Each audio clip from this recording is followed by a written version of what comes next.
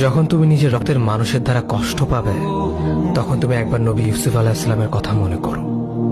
তিনি কিভাবে নিজের ভাইয়ের দ্বারা প্রতারিত হয়েছিল। যখন তোমার বাবা মা না বুঝেই তোমার বিরুদ্ধাচরণ করে, তখন নবী ইব্রাহিম আলাইহিস সালামের কথা মনে করো। তার বাবা তাকে আগুনে নিক্ষেপ করায় ভূমিকা রেখেছিল। যখন তুমি সমস্যা থেকে পরিত্রাণের জন্য কোনো পথ পাবে না, তখন ইউনুস আলাইহিস সালামের কথা ভেবো। তিনি কতটা সময় তিমি মাছের পেটে আটকা পড়েছিল। যখন তোমার নামে কেউ মিথ্যা অপবাদ ছড়িয়ে দেবে, তখন মা আয়েশা রাদিয়াল্লাহু আনহার কথা মনে করো। তার নামে পুরো শহর জুড়ে কুৎসা রচনা করা হয়েছিল।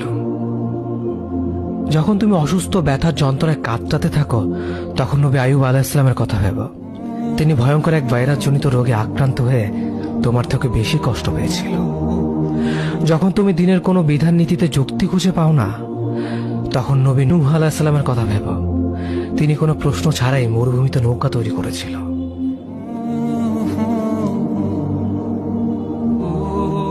যখন তুমি আত্মীয়স্বজন, পরিবার, বন্ধু বান্ধবের কাছে হাসির পাত্রে পরিণত হও, তখন তুমি শেষ নবী হযরত মুহাম্মদ সাল্লাল্লাহু আলাইহি ওয়াসাল্লামের কথা ভেবো।